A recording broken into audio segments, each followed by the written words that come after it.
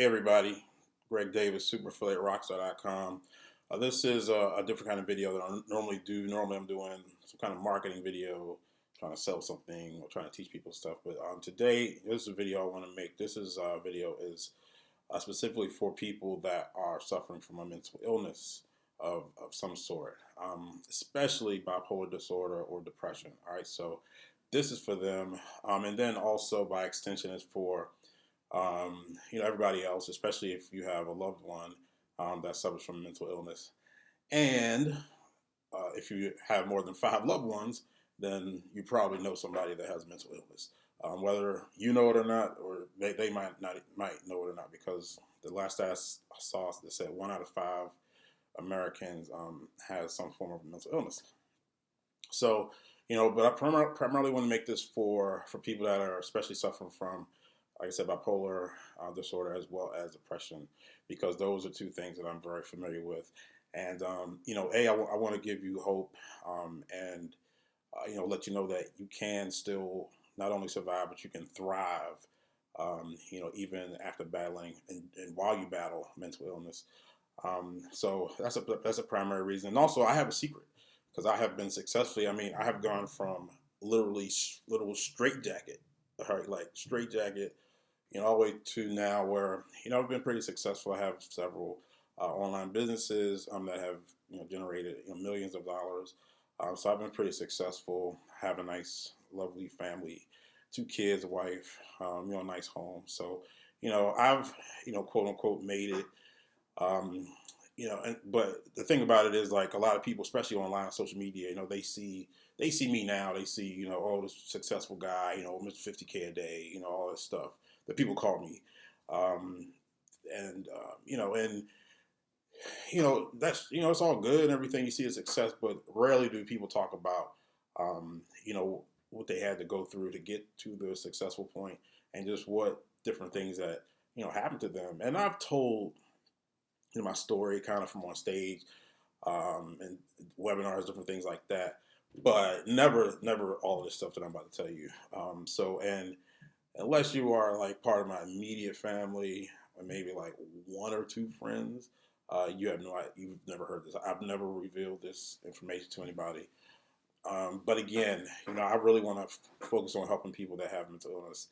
Let you guys know that you still can win. All right, so let me just go back to 1999, and that's when I was first diagnosed with bipolar disorder. Okay, the bipolar disorder, some people call it manic depression, what have you. But a lot of people are somewhat familiar with part of it. They're familiar with the depression part, or they think they're familiar with it. We're gonna talk about that later.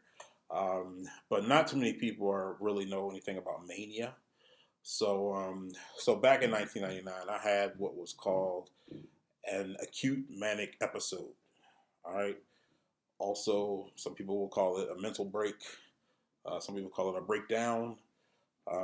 But that's what I had, and and it just happened. It wasn't really any direct stress in my life. It was kind of like some stress, kind of like in the back of my head or whatever. But whatever it was, like, it happened. I was 27 years old, and that's when it happened. And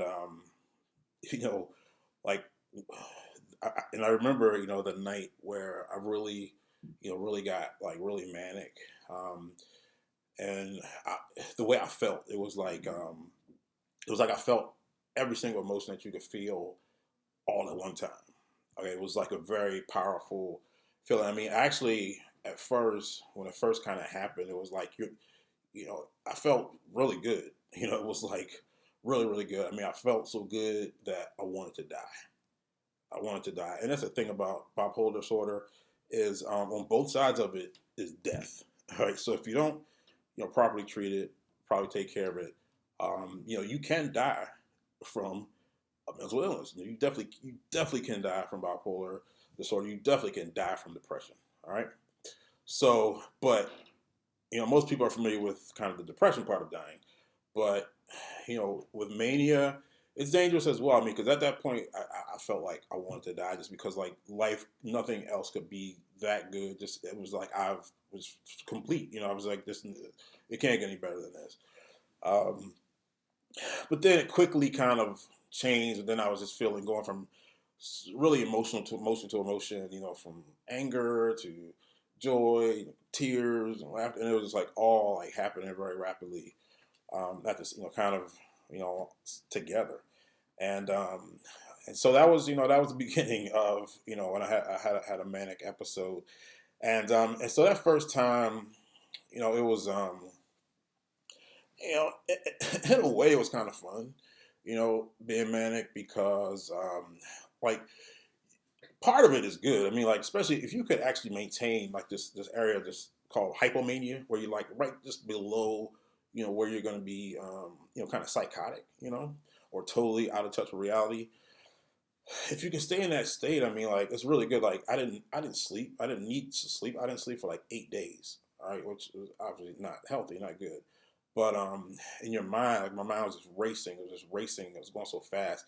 But before it like kind of got out of control, it was really like I could really like think faster than people. It was like, I mean, because I'm pretty smart as it is. I mean, it is what it is.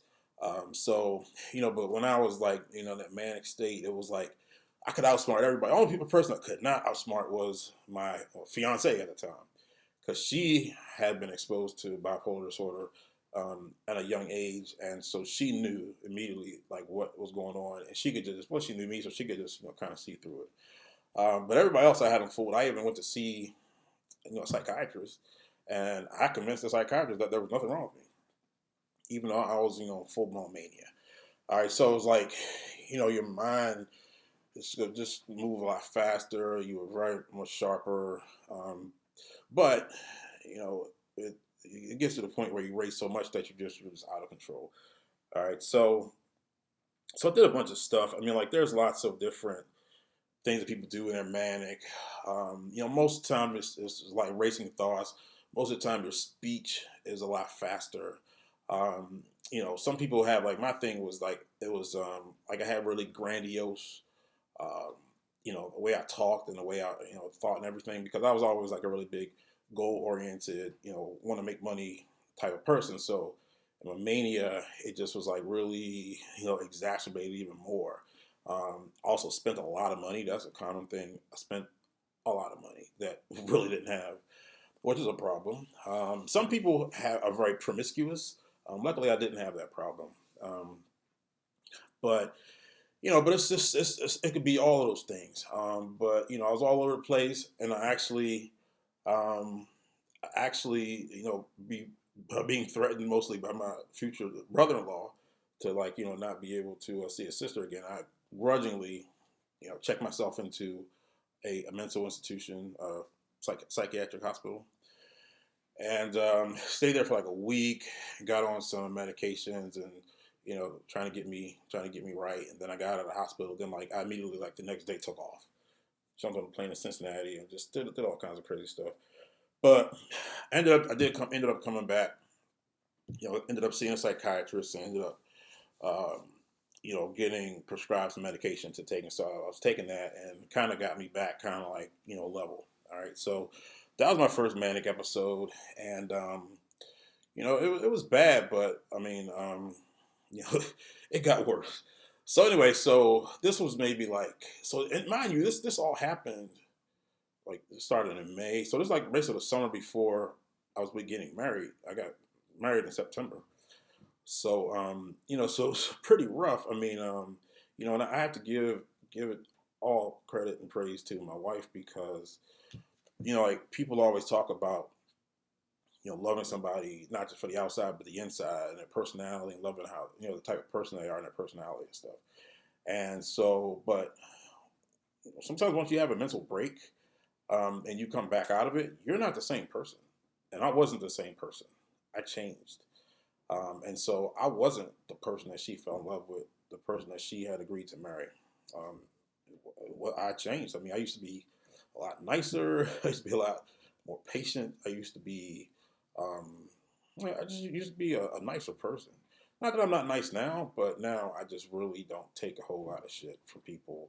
Um, just really a lot more cut and dried, and just like, you know, just more direct and whatever. I mean, I changed, my personality changed, but but she still, despite all that, she stayed with me. We did get married, and but I have to say, like she loves my, I can't even say personal. She loves my essence, okay, because that's the only thing that didn't change. I mean, I changed as a person, mentally, physically. It was not good. So, and the thing about it is, like, especially like when you're manic, typically, you lash out, you take it out on the person that you're closest to, and in my case, that was her, and you know, just crazy stuff. I mean, I was before I had the episode. I was taking the saxophone lesson because I wanted to play a song for her at the wedding. I was like, kind of wedding gift I was going to do this song called "You." I was learning to play it on saxophone, but that night, the first night when I had gotten manic, I ended up like throwing the saxophone over the balcony, and so that was it for that, and ended up not being able to do that. What I wanted to do as far as the wedding, but so I was on medication a couple of weeks, and then I was kind of come down. So mania is kind of like a high, so you kind of come down, kind of like even. And I remember I was I was I was at Ocean City with some coworkers of mine. Like we went there for the weekend to hang out, to like go offshore fishing and just to chill, drink whatever. Ocean City, Maryland. So I remember being there, and I just like we were at like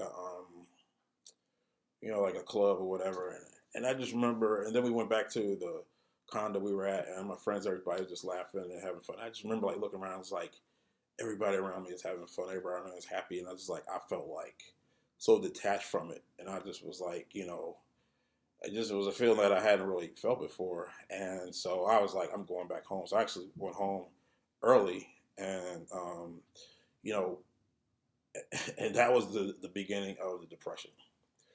And I'm gonna tell you, like you learn the meaning of certain words, especially when you have clinical conditions. So, most people think of depression as, oh, somebody's sad, they're really sad, or you're really, really, really sad. And depression has nothing to do with sadness. People talk about what you're depressed about. You don't have to be depressed about anything if you have depression. Um, and it's just a condition. So when I came back home, all of a sudden, like I just totally crashed. I crashed, and I just it felt horrible, you know. And people think that they know what depression is, and they have no idea. Have no idea. It it just felt like I also felt like I was dead inside.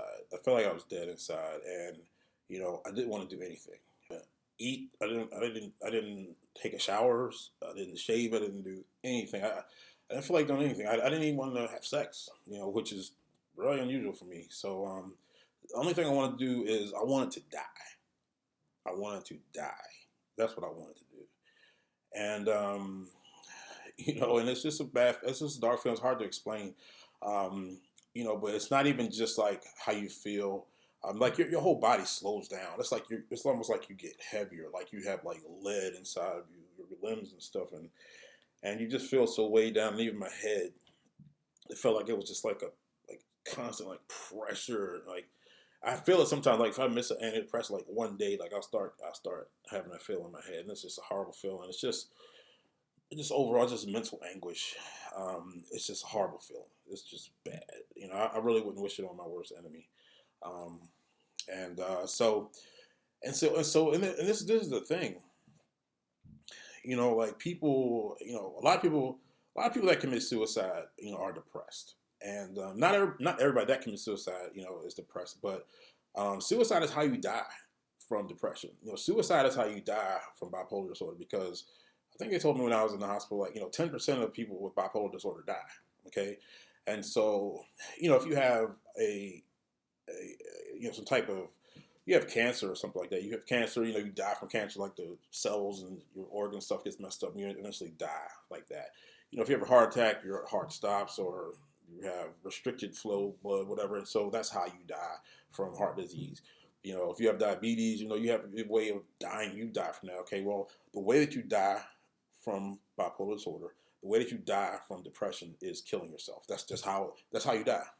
And and people, I hear people a lot of time. Like I remember, like Robin Williams, and people are like, oh, why would he kill himself? Why would he, leave his family behind like that, this and that, whatever. And they just don't understand. It's almost like the same as like, oh, he had cancer. He died from cancer. Why did he leave his family? You know, you have an illness and you die. Okay, just the method of death is that you take your own life, but that's how you die from depression. It's and you in your mind, like, you think that you're doing the world a favor by removing yourself from it, because you're like you feel like you're just a total piece of shit anyway. So like your family would be better off without you. And I can see. I mean, I was never like really suicidal, thankfully, but I know that if I would have just stayed depressed and not treated, I would have eventually killed myself, no doubt about it, because you you just can't take that, but for so long, it's rough. Um, so depression was, like I said, the mania. It was, in a way, it was, ways it was good, it was pleasant, it was kind of fun, whatever, but I had depression. It was bad. It was just it was the worst. So I got on antidepressants, and they have better drugs now, but like back then, like they took minimum 6 weeks to really start to feel a lift. So it was the worst 6 weeks of my life. I just couldn't. I was probably sleeping about 10 hours, 11 hours a day, and then I'd still take a 2 hour nap, and then I eventually was able to drag myself to work, and I would just took all the energy I had to just kind of like maintain just a regular persona at work. And then as soon as I got home, I just was in the bed, and I was laying in the bed till the next day. So depression was bad. So that's the bipolar depression. You got two ends of it: mania, depression. And some people just have depression, right? They just have depression. And depression, again, it's not being sad. It's not. I hate that there's almost the same word that people use for I'm depressed about this, I'm depressed about that. I mean, it should be a different word, because clinical depression is nothing like feeling sad about something. You literally feel like death, like you want to die. Like uh, that's mental anguish. So I can explain it. So anyway, but luckily, well, thankfully, I was able to be okay for the wedding. Wasn't depressed anymore. Time of the wedding and stuff like that. So that worked out really well.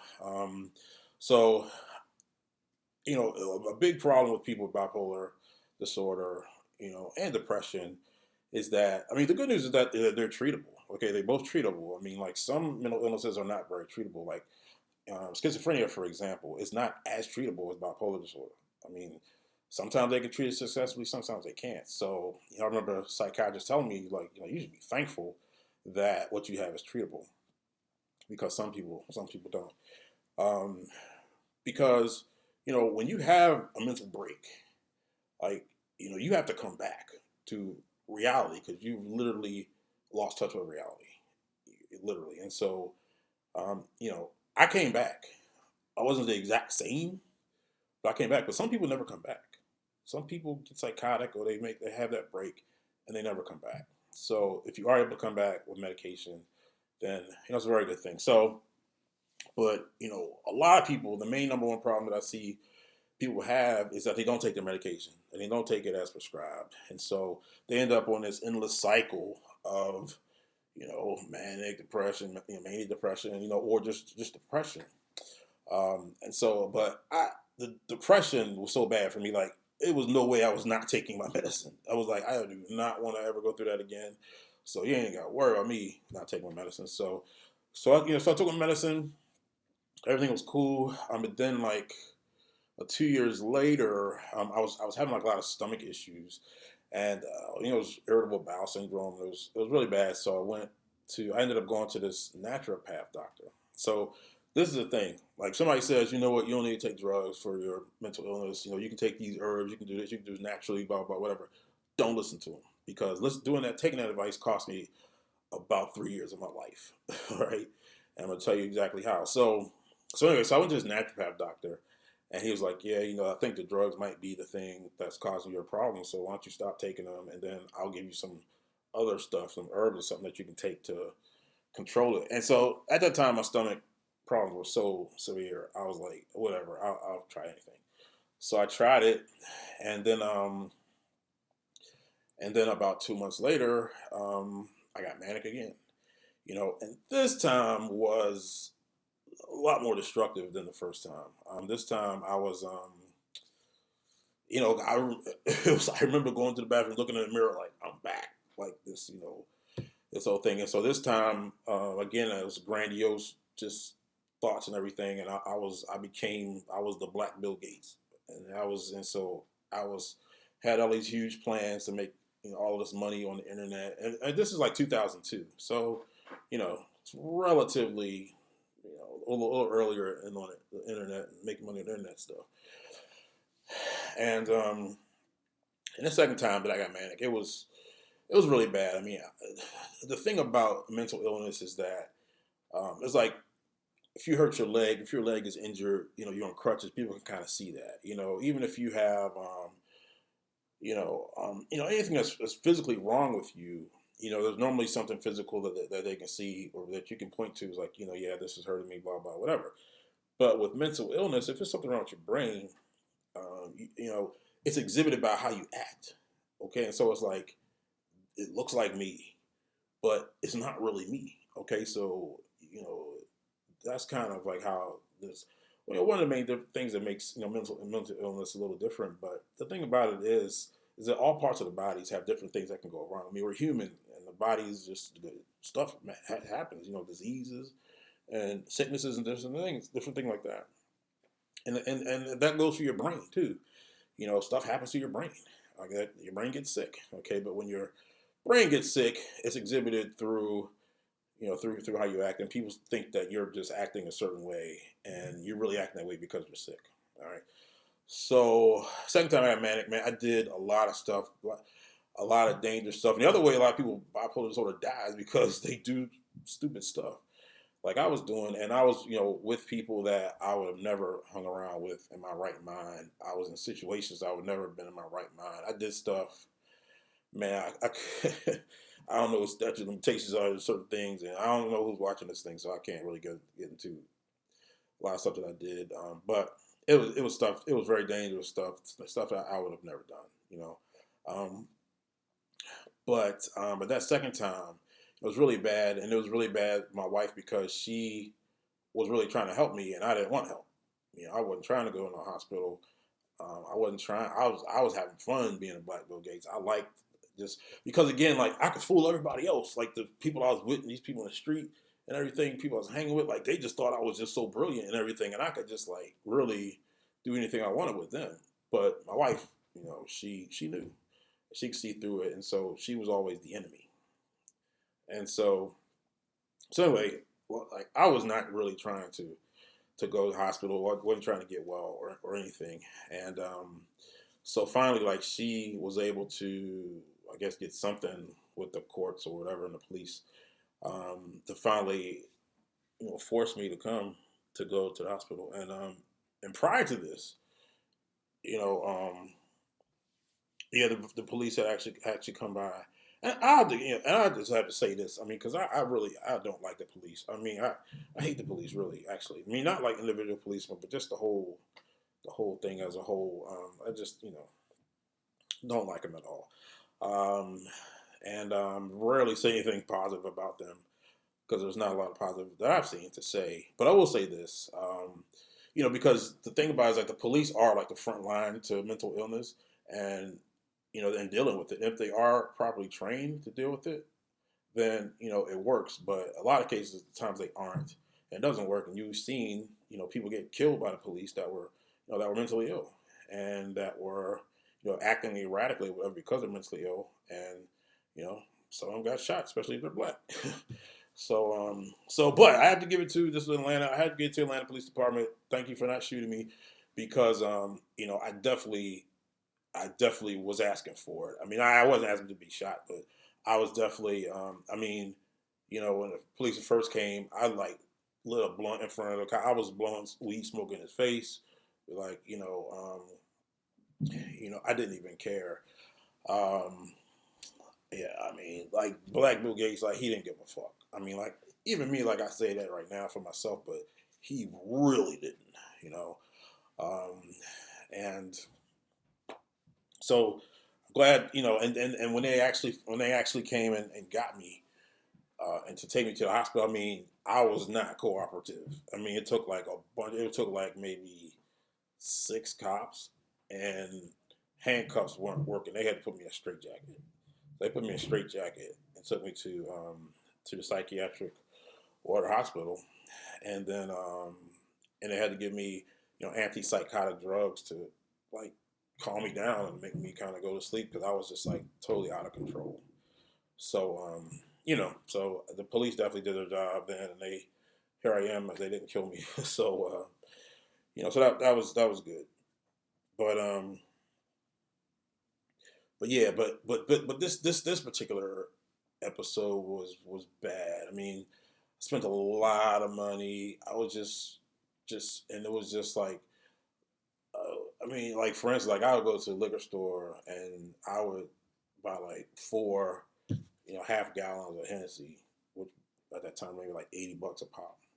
And then I had four. Then I would just give two of them away to people outside the liquor store. I just, whatever. I just was like spending, spending, spending. So it really wrecked our finances, in addition to everything else.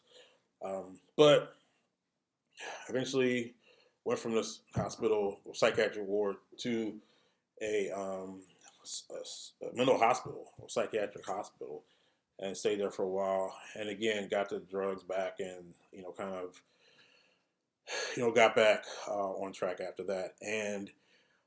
But the thing about like, mania, and depression too, but especially but mania is that it really takes a long time to totally um, come back to total reality. It takes a lot. I mean, it might take over a year. Um, and so, when I remember when I came home from the hospital and I'm, trying to do my thing. Um, my wife was like, she was thinking about, leaving me, and I was like, "What are you talking about?" And she was like, because I was my whole thing. It was like, well, you know that I was sick, when I was treating you a certain kind of way. That wasn't really me. I was sick, and she got that, but it was just so much. She was like, even with that, she just, it was tough. So I was like, well, we got to go to some counseling or something because we got to, stay married. And so we did get some counseling, and, and obviously we're still together. Um, so, but that was, that was really bad. That was really bad. And the whole time, even once I got to the hospital, I mean, I really couldn't do anything. Like I couldn't. I had a business actually. I did have an online business up to that point. But I had a business, an online business. I had built an email list to like 11,000 people, which is not really huge, especially today's standards. But that's enough to make a full time living from. Because I was already had a newsletter and I was already selling products and stuff to these people. So that was enough. And I just did so much crazy stuff with the list. Like I just lost the list.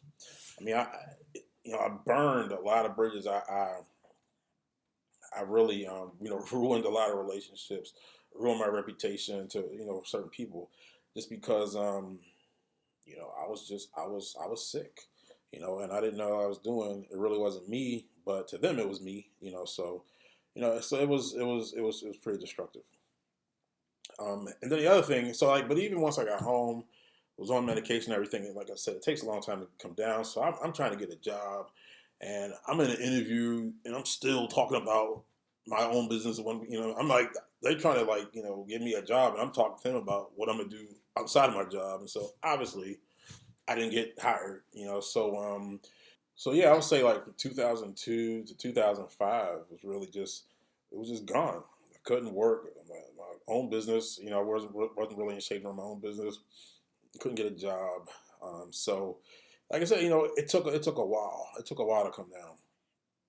And I remember the time when I was just this was after the hospital and everything, but I was still like hanging. I was on the street all the time. I was with these people that, I probably wouldn't normally, hang out with. And this one time I was actually working security for a Snoop Dogg concert. Snoop came to Atlanta, and it's a long story, but I was working security, with him, and so for him. And so, and I remember, so like, I think it was either my wife's birthday or maybe Christmas, and I didn't have a gift for her because I was, just out here, just kind of out of my mind a little bit. And so I told her that that song "Beautiful" came out, him and Pharrell, and I was like, I wrote this song with Snoop for you. This is, whatever.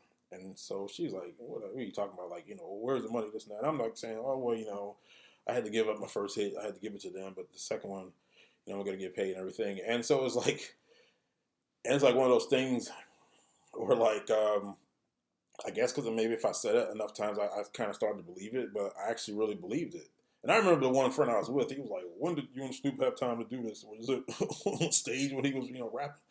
So, it was the thing. The reason I bring it up is because like a year later, okay, a year after all of this stuff, where I'm supposedly kind of staying sane now, and I was telling her cousin came in town, and I was telling her cousin that I co-wrote "Beautiful" with Snoop, for her, and she was like, okay, whatever. And I just like thinking back on it now. I think back on it now. I know that obviously that didn't happen, but that's what I mean. Like I was still, even though I was functional at this point. I was functional, but I was still a little bit out of touch with reality, and so that's why it's so important to avoid these ups and downs and getting off your meds and back on your meds, off your meds, get back on your meds and stuff like that, because it takes a lot of time for your brain to fully, get right.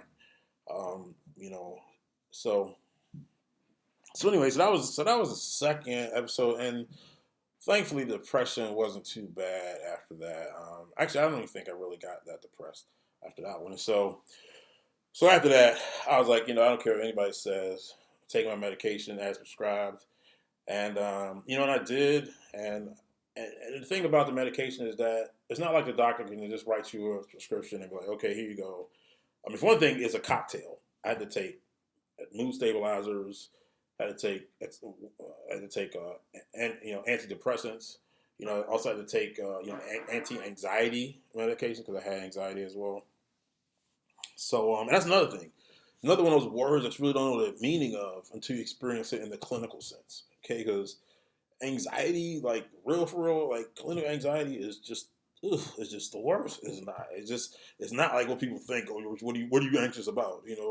It's not about that. It's just like it's just this feeling you get. And some people even get into panic attacks. Luckily, I don't have the panic attack part, but anxiety is another one. So anyway, so where was I? So yeah, um, I'm on the medication, getting better. I eventually was able to get a job. Actually, got a couple different jobs. Moved to DC, or in the process of moving to DC. Um, and so I got this job with this corporation that will remain nameless, and and it was a sales position. I was pretty much always in sales, and so they had this thing like once you went through training, you had to go to actually I had to go to Atlanta for this like week long, like really intense sales training thing, and so I went and we had to like work on this project, and it was like a team of I think three of us or four of us, and it was like this big deal like for this Friday, like we had to really get this thing done, we had to get it right and all this type of stuff, and so I think we ended up staying up all night, and when you have bipolar disorder, sleep is crucial. Like it's crucial that you get your proper rest. And so I didn't sleep that night, and then I don't know if I forgot my medicine or not, but that next day when we were presenting this thing or whatever, like I just hadn't had had a break. Had a break, and it was pretty disastrous. Um, and so and so this time, so the first two times I got manic, it was like it was like, so it was kind of almost, it felt good, and it was like the grandiose, and it was like, but all this and that. But this time, it was different. I got paranoia, paranoid, and again, it's one of those words you think you know what it means, but when you experience it in the clinical sense, it is just like, I mean, you can't function. I mean, like, I went to the airport to catch my flight back to DC, and it was like everybody was looking at me. Every single person in there was like, if I looked, it was like, oh, they just looked away, and it was like not only they were looking at me, but they were plotting on me. Every single person, it's just like an overwhelming feeling, especially in an airport. It's like a lot of people. I couldn't even get on a flight. I couldn't even go through security because it was like, oh, they're gonna, you know, arrest me or this and that, whatever. I couldn't do it. I mean, it was really, really bad, and I had never experienced that before. And so, so I ended up, luckily my brother-in-law, lived there and had friends in Atlanta, so I was able to, somebody, was able to come get me. And at this time, I knew the antipsychotic medicine that I should take to prevent this from happening or to stop this from happening. So I ended up getting a prescription from that. So I had a psychiatrist in Atlanta. So that worked out, except for the fact that I got fired. Okay. And, and it's kind of illegal to fire somebody because of mental illness. So I sued him, and we won. So, I get it. People, don't want anybody to know that they have mental illness because because the consequences could be bad. It could be as far as your job, because of your family, you know, custody situations, whatever. So I definitely get it. Um, but so that was like the third time I was manic, and I was like, this was totally, it was just bad. I mean, it just I didn't realize that it was going to change how the mania exhibited itself, and so I just had this extreme paranoia. And so then, like the last time, but again, luckily I didn't get depressed. Thank thank God. And so then this last time, it was kind of mild. This was maybe like, man, it was maybe 7 or 8 years ago, maybe 6 or 7, and I actually went to this event out in San Diego, and I forgot my medicine. And I was like, well, it's only 3 days. I should be okay when I'm out here. And then I took a red eye, and I couldn't sleep on the plane. And so, I kind of got a little mild mania, but it wasn't really that bad. But was, it still was destructive because, it, just certain things that I did business wise and with friends, definitely damaged some relationships. Did some things in business that I would not have ordinarily done that cost me, as well as not just money but also in relationships as well. So said a lot of stuff that I didn't really mean, that I really didn't plan on doing, but the whole grandiosity thing kind of came up. But it was mild compared to everything else, so it wasn't nearly as destructive as the other times. And so, like I said, that's been the last time. I mean, ever since just like the past like 7 years, I really haven't had any incidences, and I've been taking my medication. Um, so, um, I told you that I had my secret to actually, being able to live with this and to actually thrive and be successful with it. In case you haven't guessed yet, the secret is to take your medication as prescribed. All right, and I'm not sure why this is so hard for a lot of people to do, but in my journeys, I've been in lots of different, several different hospitals, support groups, group therapy, all that kind of stuff. And the number one problem that people have, number one thing with people with bipolar have is they don't take their medication, or they take it for a while, they feel better, then they stop taking it. The reason you feel better is because of the medication, but it's a maintenance medication.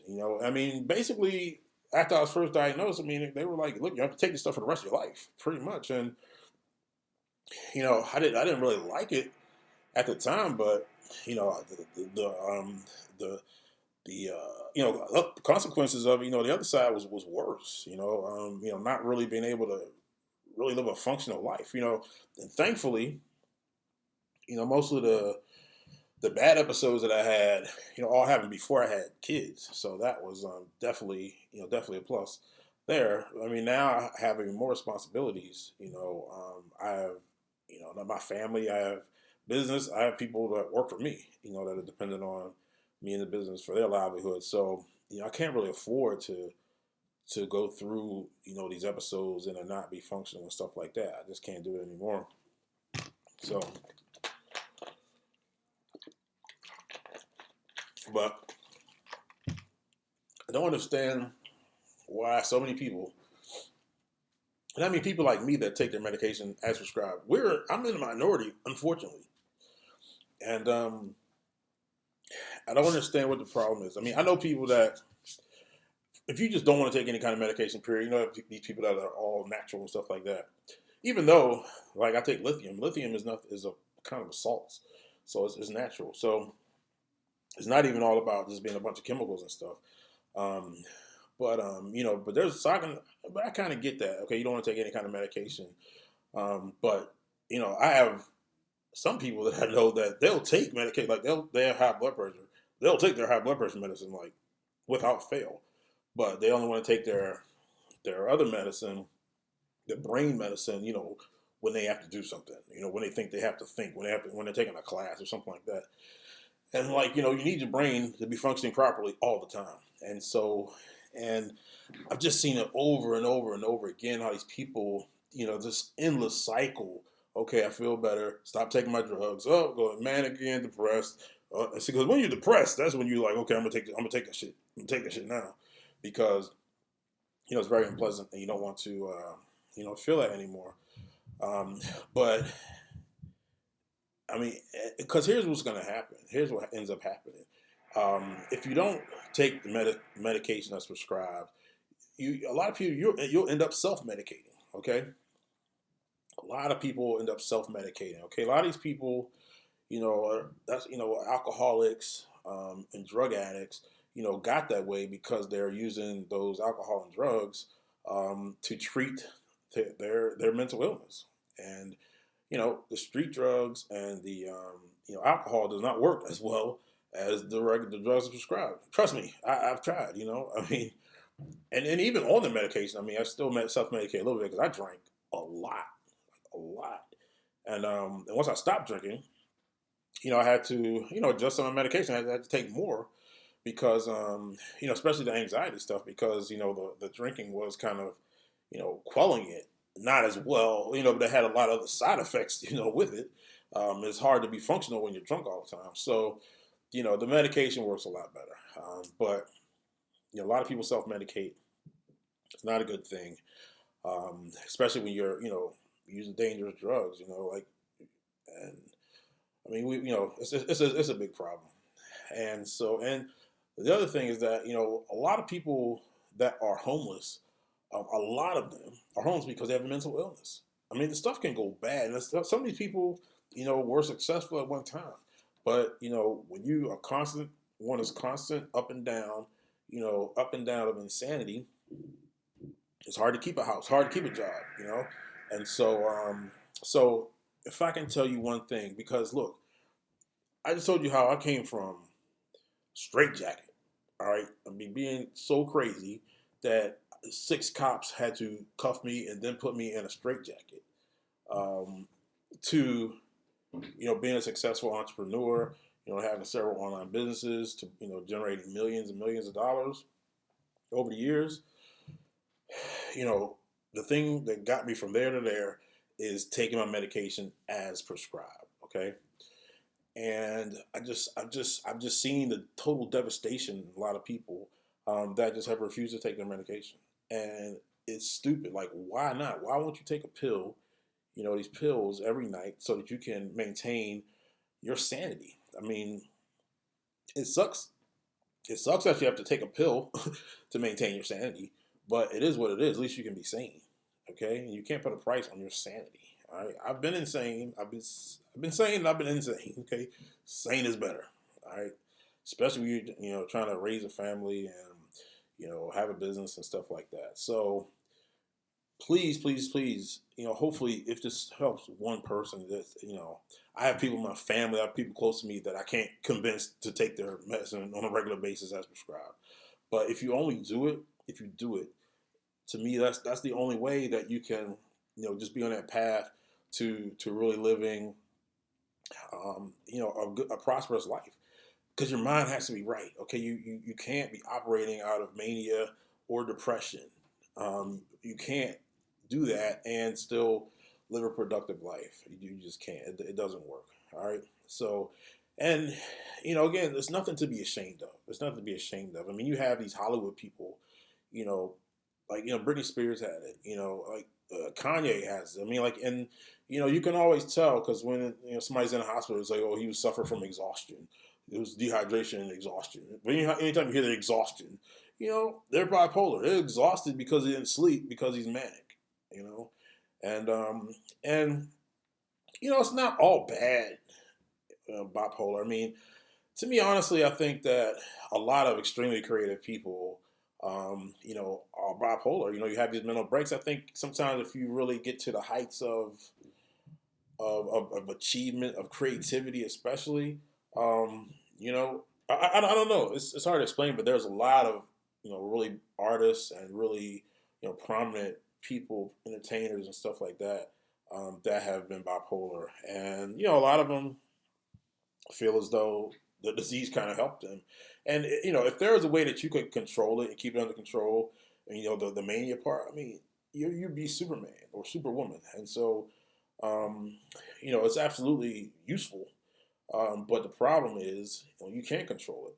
Your brain's gonna start moving a little too fast, and then you're gonna lose it. You're gonna lose touch with reality, and and you're kind of done. At that point. So if you have a mental illness, get treatment. Okay, go to a psychiatrist, and especially in the beginning, don't just go to a psychiatrist that gives you drugs. Go to do some talking therapy as well. Okay, go to a therapist that you can talk to, because it's a lot of issues that you can talk out that you don't even necessarily the drugs can't solve everything. Get on the couch. Everything's gonna come back to your parents. I already tell you right now. Um, that's just the way it goes. Our parents mean well and they do the best they can, but they make mistakes, and unfortunately, those mistakes sometimes affect their children in a very negative way. So, nothing, no disrespect to them, but just it is what it is. So, take your medicine as prescribed. That is the secret to having a successful life as bipolar. And you'll have people, oh, you don't need that. I've had doctors say that, some physical doctors or MDs don't really subscribe to what all of the psychiatrists say and everything. So you have them going back and forth, and the doctors don't even think, oh, you don't really need these drugs. Then you have some people that are like, you can treat it naturally, blah, blah, this and that. Don't go for that. Like I said, it cost me like 3 years of my life. And you have people that, I know somebody that went from like 11 years between episodes, 11 years, didn't take drugs until they had the next episode. But then after that, they come quicker and more frequently. All right. And now they need to take their medicine, because if they go without it for, a week or two, they're done. But myself, like, I can't go a day. If I miss a day, I start feeling like crap. And again, it sucks, but hey, I'm thankful that it is treatable. Thankful that the medication works, because you got to try different things, try different cocktails and stuff like that. Finally, and it took a while to finally, find something that actually did work well. And I've been on pretty much the same regimen, probably like the past 5 or 6 years. So you got to find that. You got to work with your doctor. You got to find, and there's lots of drugs out here, lots of good drugs. Even better ones than when I first got diagnosed. So take your drugs, get your treatment. All right, don't mess around with this, because it's like a lot of other diseases. This is deadly. Okay, bipolar disorder is deadly. Depression is deadly. All right, and besides that, You know, let's have you want to have a good quality of life. You want to have a good quality of life, and you have to maintain your sanity for that. So take your medicine as prescribed. Hopefully, my story and my missteps and everything that I had to learn the hard way. Hopefully, I can help you out, help somebody out. If you know somebody that going through some kind of mental illness, please, show them this video.